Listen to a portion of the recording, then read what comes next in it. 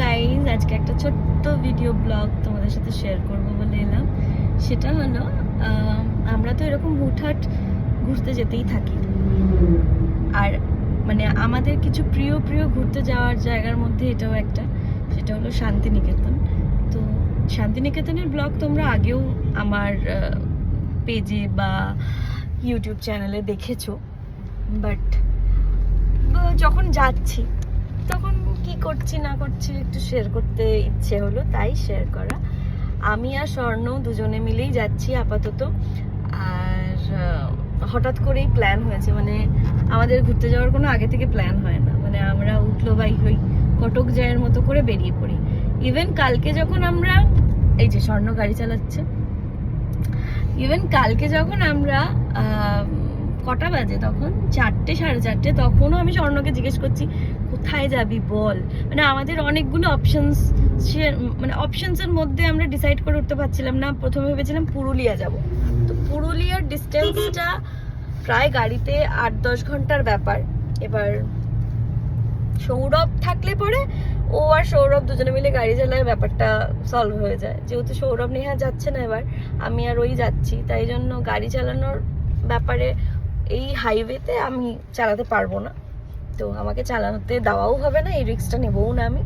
তো সেক্ষেত্রে এই যে একা উনি ড্রাইভার, তো সেই জন্য আমরা 10 ঘন্টার ট্রিপটা ক্যান্সেল করে দিলাম।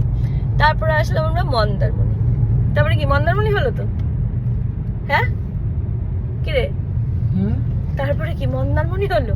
তারপরে মন্দারমণি হলো, মাঝখানে ঝাড়গ্রাম ভেবেছিলাম, বাট ফাইনালি বোলপুরটা, কারণ বোলপুর অ্যাকচুয়ালি যাওয়ার কারণ আছে, শীতকালটা তো প্রায় শেষ, কলকাতায় তো ঠান্ডা নেই আর, এখানে এখনো একটু একটু ঠান্ডা আছে অল্প অল্প।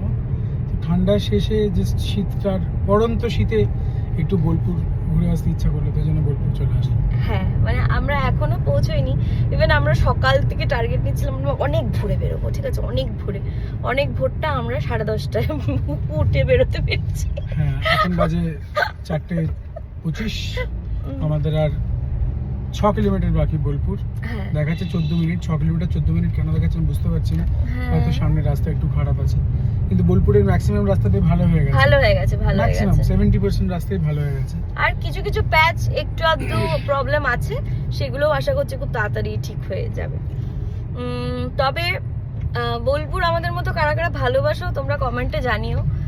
যদি বোলপুরের এমন কোনো জায়গা নেই যেখানে আমি বা স্বর্ণ ঘুরিনি, ঠিক আছে, সেটা শুটিং এর ক্ষেত্রে হোক বা ঘুরতে এসে হোক, মানে এমন কোনো জায়গা নেই যেটা আমরা দেখিনি। তো তোমরা যদি এরকম বোলপুরের আরো কিছু জায়গা আছে যেগুলো জানো, যেগুলো মানে সচরাচর একটু অফবিট, সচরাচর মানুষ যায় না, এরকম কোনো যদি জায়গা তোমাদের জানা থাকে তাহলে প্লিজ কমেন্টে জানিও। তাহলে আমরা এই 2 দিন থাকছি, মানে আজকে হচ্ছে, যারা ফেসবুকে বা ইউটিউবে সুদীপ্তাকে ফলো করো, তারা যদি কেউ এখন শান্তিনিকেতন বা বোলপুরে থাকো, তাহলে ডেফিনেটলি আমাদের কমেন্ট করে জানিও, আমরা একটা ছোট্টখাটো মিট আপ হয়ে যাবে, দেখা হয়ে যাবে।